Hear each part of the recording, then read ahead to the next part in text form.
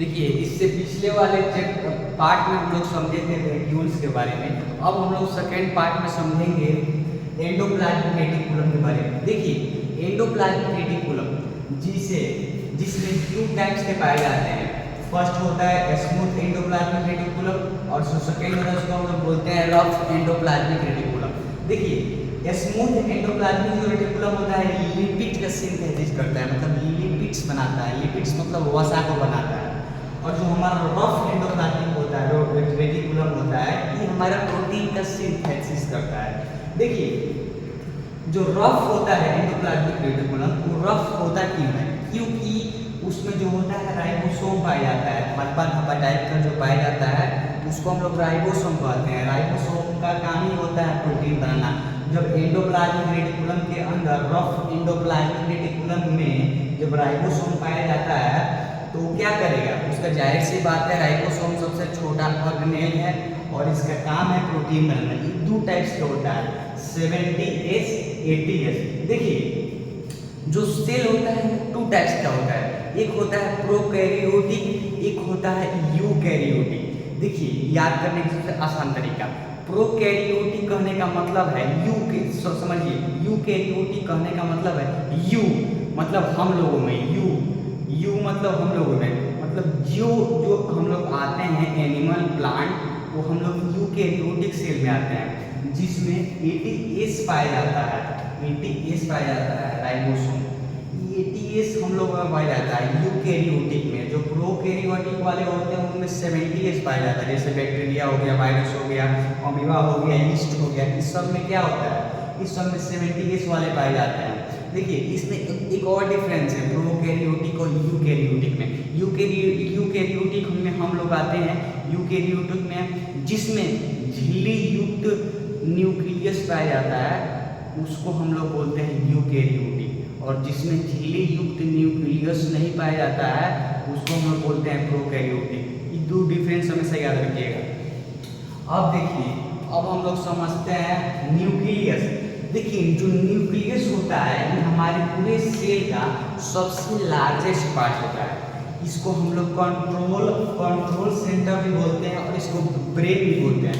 Control centre कहने का मतलब है कि हमारे जितने भी सेल के अंदर का ऑर्गन है इन सबको कंट्रोल करके रखता है। कहता है कि लाइसोसोम तुम हाइड्रोलाइटिक एंजाइम छोड़ो, माइटोकॉन्ड्रिया पावर ऊर्जा बनाओ, गोल्जी एपरेटस बैलेंस करके रखो प्रोटीन और ऊर्जा का, और जो वैक्यूल से कहता है वैक्यूल्स तुम पानी स्टोर करो, और सेंट्रोसोम तुम उसका विभाजन करो, एंडोप्लाज्मिक रेटिकुलम तुम प्रोटीन बनाओ। ये सब क्या करता है? सबको अपना कंट्रोल करके रखता है। सब किसी को क्या करता है? कहता है कि तुम अपना काम फंक्शन सही ढंग से करो। अगर जो सही ढंग से काम नहीं करता है तो ये क्या करता है? चल जाता है सीधे किसके पास? लाइसोसोम के पास। लाइसोसोम का क्या काम है? लाइसोसोम का काम क्या है? जिसे हम लोग सुसाइडल बैग के भी नाम से जानते हैं। लाइसोसोम जो होता है इसमें इसके पास सबसे खतरनाक एंजाइम हाइड्रोलाइटिक एंजाइम पाया जाता है। हाइड्रोलाइटिक एंजाइम सबसे खतरनाक एंजाइम पाया जाता है। देखिए, जैसे यहाँ पे हम कैद किए, यहाँ पे 5 कोशिकाएं मर गई, तो क्या होगा?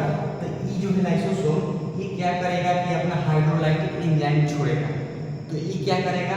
जितनी भी मतलब अनपचा मतलब होगा मरा हुआ कोशिका, उनको क्या करेगा? खा जाएगा, जिसकी सफाई का भी काम करता है। लाइसोसोम क्या करता है? सफाई का काम करता है।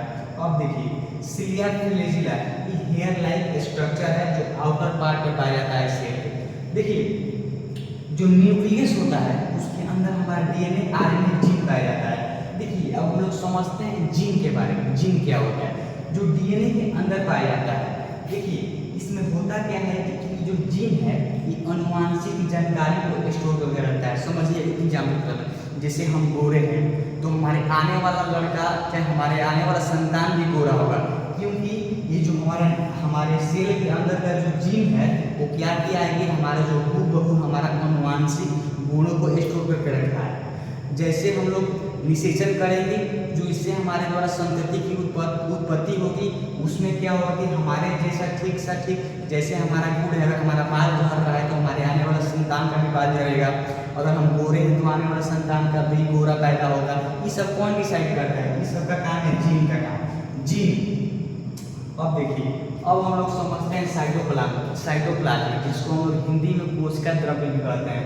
ई है जो एक कलरलेस फ्लूइड है जिसमें 90% वाटर पाया जाता है। देखिए कोशिका द्रव्य, कोशिका द्रव्य कहने का मतलब है, अब एग्जाम्पल समझेंगे। जैसे एक बैग में हम थरिया, गिलास और लोटा अगर उसमें रख के अगर लेके दौड़े तो क्या करेगा, ठन ठन ठन ठन बाजेगा और फूट जाएगा, पचक जाएगा।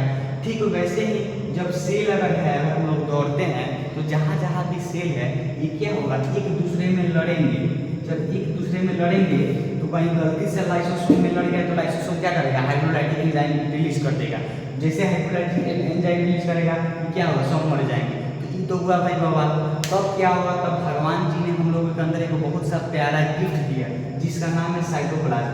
ये एक फ्लूइड है, एक फ्लूइड है जो क्या करता है, जितने भी हमारे ऑर्गन है सेल के अंदर उनको एक अपना प्रॉपर क्या करता है, लोकेशन प्रोवाइड करके रखता है कि तुम इधर ही रहो, उधर नहीं आना है। मतलब क्या करता है, एक दूसरे से लड़ने नहीं देता है। अगर जैसे लड़ जाएगा कहीं तो क्या होगा, दोनों मर जाएंगे। तो ये सब क्या करता है, मेंटेन करके रखता है, किसी को अपने जगह से अनबैलेंस नहीं होने देता है। अब देखिए, अब हम लोग समझते हैं क्रोमोसोम। देखिए क्रोमोसोम जिसको हम लोग हिंदी में गुणसूत्र भी कहते हैं। देखिए ये होता है न्यूक्लियस में होता है।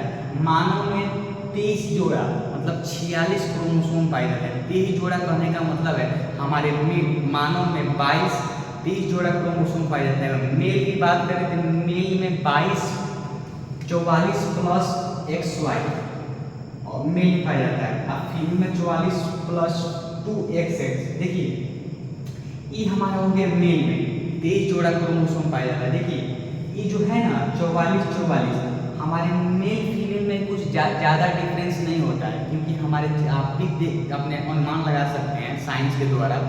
जितने भी हमारे शरीर हैं मेल फीमेल के सब क्या है, जोड़ा में बना हुआ है। कान भी जोड़ा में है और हमारा हाथ भी जोड़ा में है, पैर भी जोड़ा में है, लंग्स भी जोड़ा में है। तो जैसे क्रोमोसोम जोड़ा में, ठीक वैसे ही भगवान ने हमारे शरीर के अंदर सारी चीज़ों को एक व्यवस्थित रूप से बनाया है, सारी चीज़ों को जोड़ा बनाया है। अब देखिए, अब हम लोग समझते हैं एक्स क्रोमोसोम के बारे में, लड़का कैसे होता है और लड़की कैसी होती है। देखिए जब मेल का